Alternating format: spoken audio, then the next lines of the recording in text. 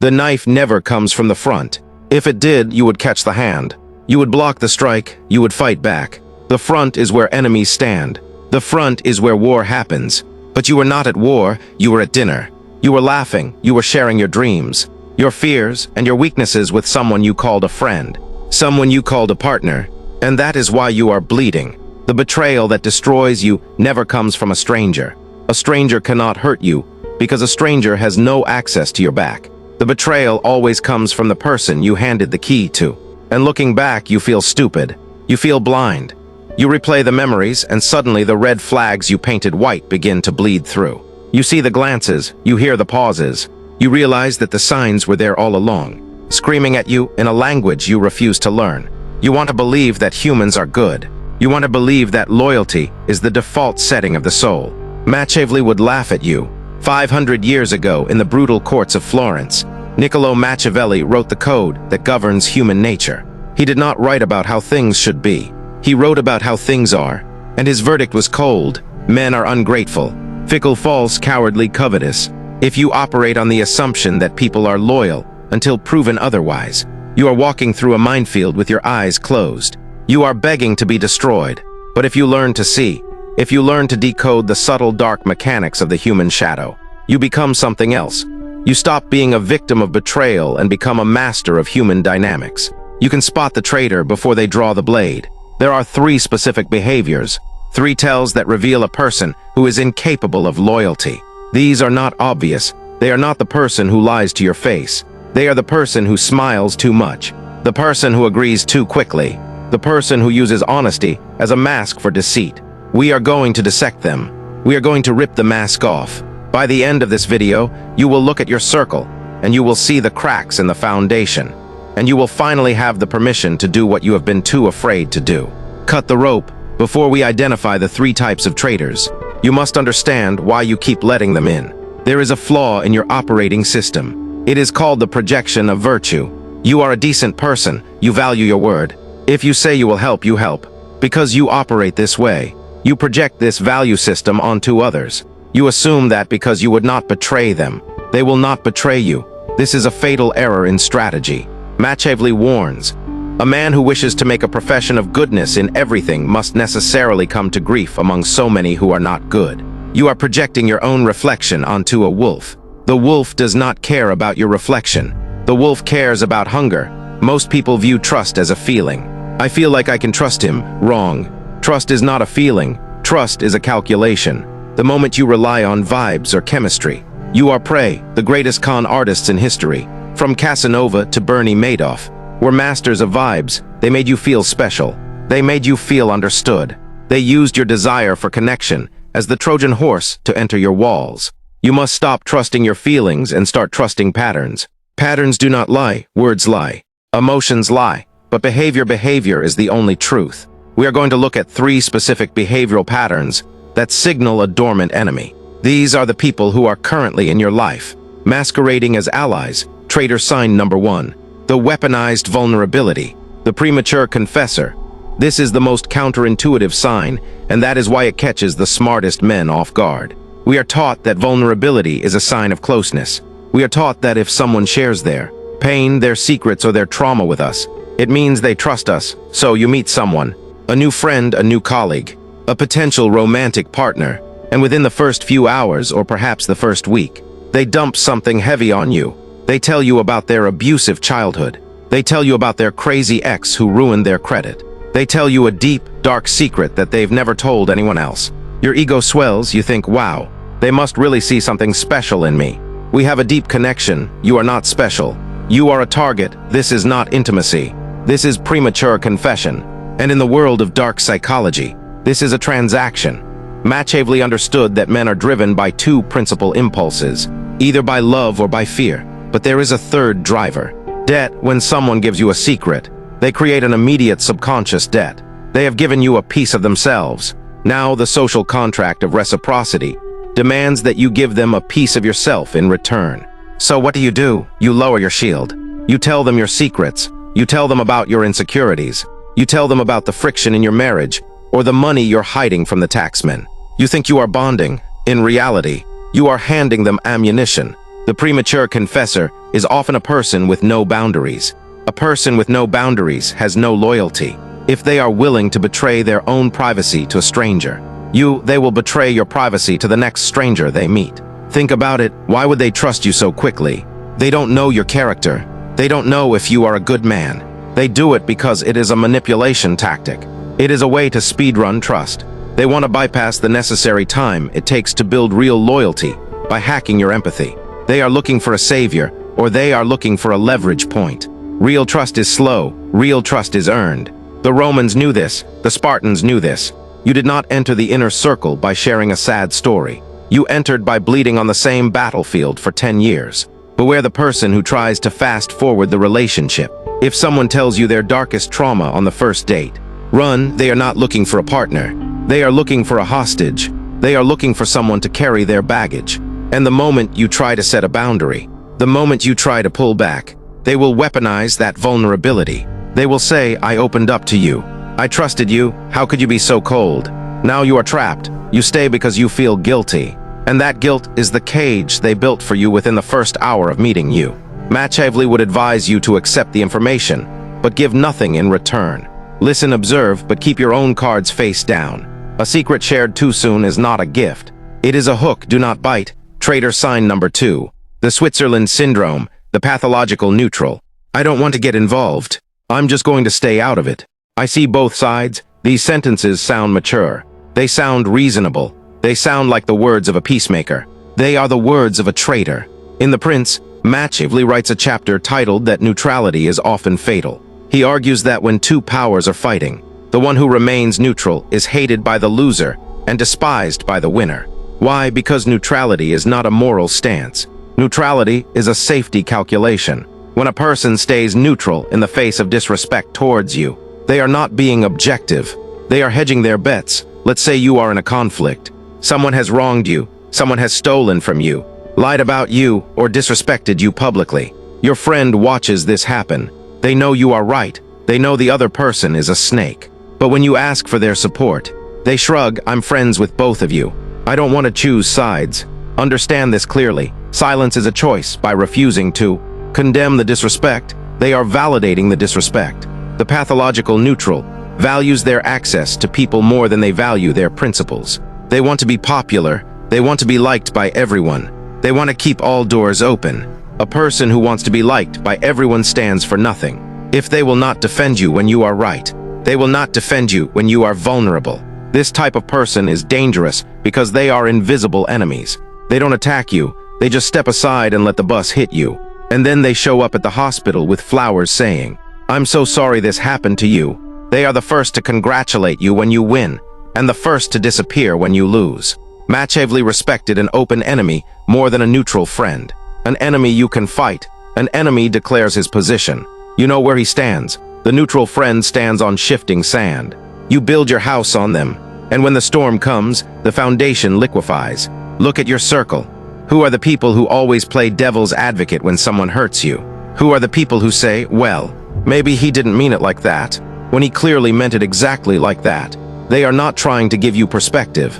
They are trying to avoid the discomfort of loyalty. Loyalty is uncomfortable. Loyalty costs something. Loyalty means making enemies. If your friend is afraid to make enemies, they are not your friend, they are just a fan.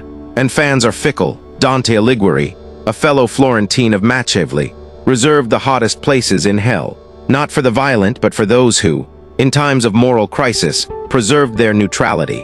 Why? Because the violent man at least has conviction. The neutral man has only self-preservation. Do not trust the person who is friends with your enemies.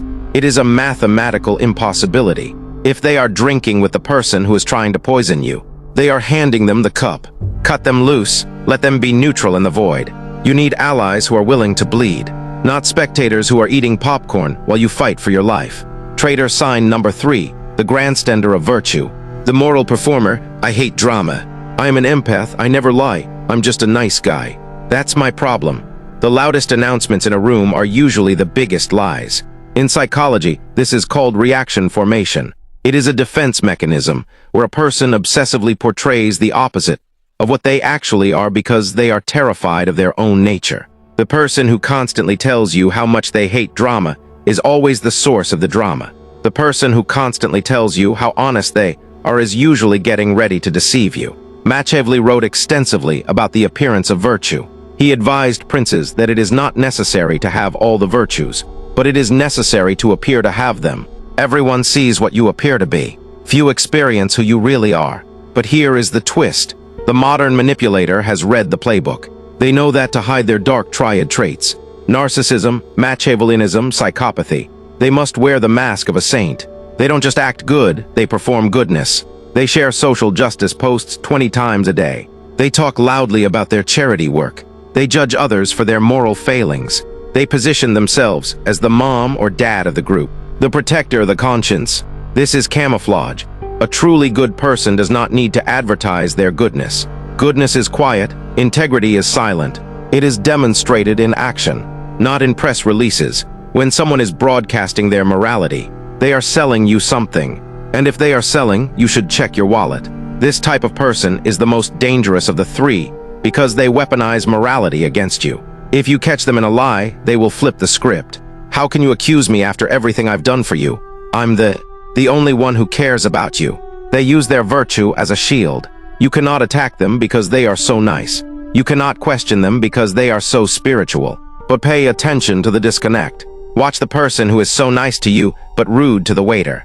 Watch the person who preaches loyalty, but gossips about their other best friend the moment they leave the room. Watch the person who claims to be humble, but dominates every conversation with their own achievements.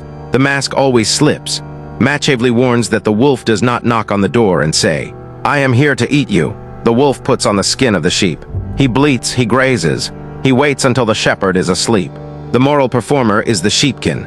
You must develop the eyes of a predator to spot another predator. When you see someone trying too hard to convince you of their character, ask yourself, what are they trying to distract me from? Usually it is a void, a lack of empathy, a deep cold narcissism that views you as an object to be used. They want you to trust their words, so you stop looking at their hands, and their hands are stealing from you. We have identified the three archetypes: the premature confessor, the pathological neutral, and the moral performer. You are listening to this, and faces are popping into your head. You feel a tightness in your chest. That is your intuition, finally waking up from the sedative you fed it. But the question remains, why didn't you see it before? Why do we keep trusting these people until they destroy us? It is because of a psychological glitch called normally bias. We assume that things will continue as they are. We assume that because someone hasn't stabbed us yet, they won't stab us ever. We are addicted to the status quo. To acknowledge that your best friend is a pathological neutral means you have to have a confrontation. It means you have to be lonely for a while. It means you have to admit you were wrong. The human ego hates admitting it was wrong more than it hates being betrayed. So you make excuses for them. He's just going through a hard time. Premature confessor, she just doesn't like conflict. Pathological neutral, he just really cares about doing the right thing. Moral performer, you gaslight yourself. Stop it. Machiavelli did not write The Prince for people who wanted to be comfortable. He wrote it for people who wanted to survive. Survival requires the death of your illusions. You have to be willing to look at the people you love and see them not for who you want them to be, but for who they are. This is the cold read. In the next section, we are going to go deeper. We are going to discuss how to test these people because suspicion is not enough. You need proof. Machiavelli believed in testing the structural integrity of a fortress before a siege. You must test the structural integrity of your relationships. I am going to give you the specific psychological pressure points, the tests of loyalty that will force these masks to fall off. When you apply pressure, things break, and it is better that they break now, while the stakes are low than later when you have everything to lose. Prepare yourself. We are moving from observation to action. You have your suspicion, you see the signs. The premature confessor is draining your energy. The pathological neutral is hesitating. The moral performer is preaching too loud. But you are not a tyrant. You do not execute without trial. You need certainty. Machiavelli was a scientist of power. He did not believe in guessing. He believed in empirical evidence. He wrote, "One must never allow disorder to continue so as to escape a war." Meaning, do not ignore the red flag to keep the peace. Provoke the conflict to find the truth. You must administer a stress test. Engineers do not assume a bridge is strong. They drive heavy trucks over it to see if it cracks. You must drive a truck over your relationships. Here are the 3 methods to shatter the mask. Test 1. The no test for the premature confessor. The premature confessor uses vulnerability to create obligation. They want you to feel responsible for them. They want to merge with you to test them. You must erect a wall. The next time they dump a crisis on you or ask for a favor or demand your time, say no, do not apologize, do not offer a long explanation. Just say, I can't do that right now, or I don't have the capacity to discuss this. Watch the reaction. A healthy person will respect the boundary. They will say, okay, I understand, and they will move on. The manipulator will panic. Their mask will crack. They will try to make you feel guilty. I thought you were my friend.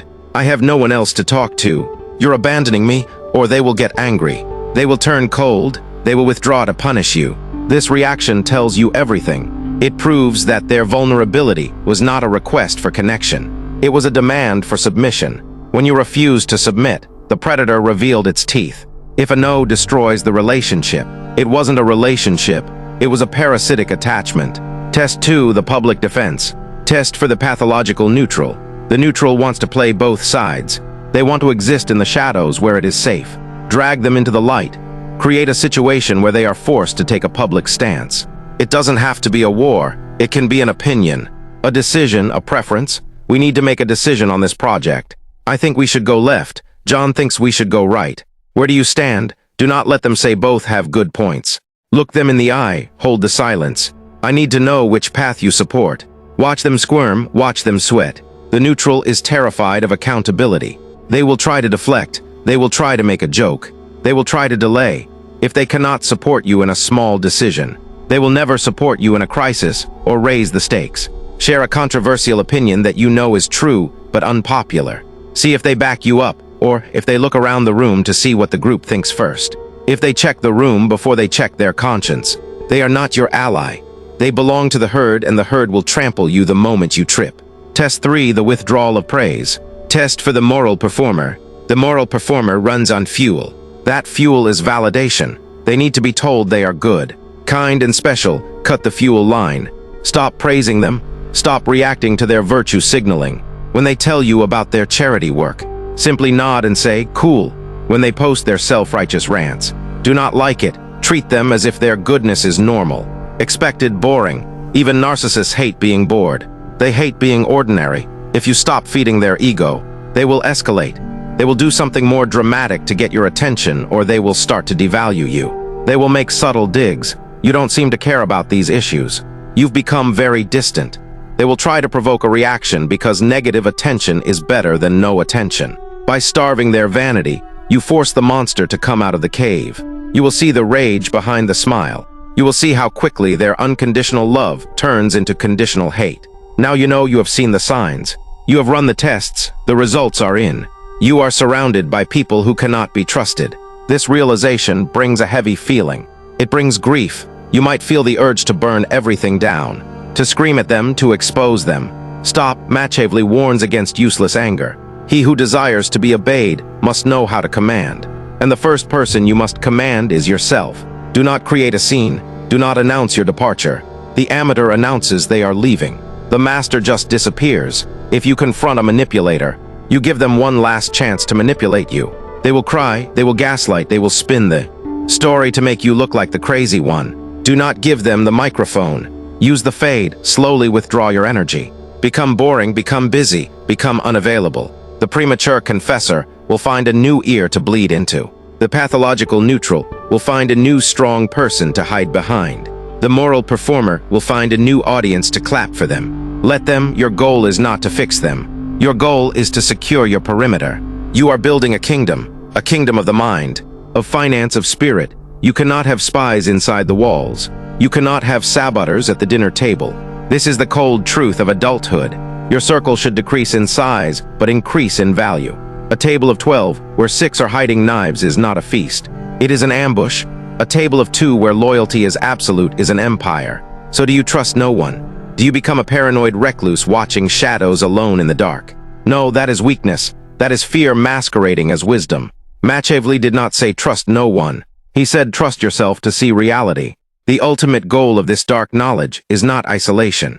It is precision. When you learn to spot the fakes, you can finally appreciate the real, and they exist. There are men and women who possess the old virtues. They speak little but do much. They pick a side and stay there even when it rains. They do not advertise their honor. They simply live it. When you find these people, you treat them like gold, you protect them. You return their loyalty tenfold. But you can only find them if you clear the weeds. You have been wasting your water on dead plants. You have been giving your best energy to the confessors, the neutrals and the performers. You have been trying to turn stones into bread. Stop, reclaim your energy, pull it back into your core. When you stop needing to be liked, you can start being respected. When you stop fearing betrayal, you can start building alliances. The world is a dangerous place. It is full of traps, but the most dangerous trap is your own blindness. Open your eyes, look at the people around you. Who is holding the knife? Who is hiding in the middle? Who is wearing the mask? See them. Acknowledge them and then silently, ruthlessly remove them because you have work to do. And you cannot climb the mountain if you are carrying dead weight. There is one final person you must check. The hardest person to see. Look in the mirror. Are you the premature confessor, using your pain to trap others? Are you the neutral too cowardly to stand for your friends? Are you the performer acting good instead of being real? Machiavelli wrote, "It is double pleasure to deceive the deceiver." Do not deceive yourself. The sword of truth cuts both ways. If you want loyalty, you must be loyal. If you want strength, you must be strong. If you want a circle of kings, you must stop acting like a courtier. Clean your own house first, then seal the gates. The world does not reward the naive. It eats them. The world does not reward the paranoid. It ignores them. The world rewards the perceptive. Be the one who sees, be the one who knows. Be the one who cannot be taken by surprise. That is the ultimate power, not controlling others, but seeing them so clearly that they can never control you. Walk in silence, watch the hands, and trust only what is proven. He is always watching, always learning, always guarding the citadel. The door to the cage is open. You have walked out. Don't walk back in just because you miss the company. Keep walking into the dark, into the deep. That is where the treasure is. If this opened your eyes, understand this is only what I can show publicly. There are videos I cannot upload for everyone. There are aspects of dark psychology that I simply cannot discuss publicly on YouTube without being censored or demonetized. The algorithm suppresses the most powerful information. Those exist behind the join button. If you're still here, you're not like the others. Subscribe if you haven't, but if you want what's hidden, click the join button and step into the architect level. You will unlock exclusive uncensored videos that dive into the deepest parts of the human psyche. Most won't, that's the point. Connect with new update, comment below your thoughts.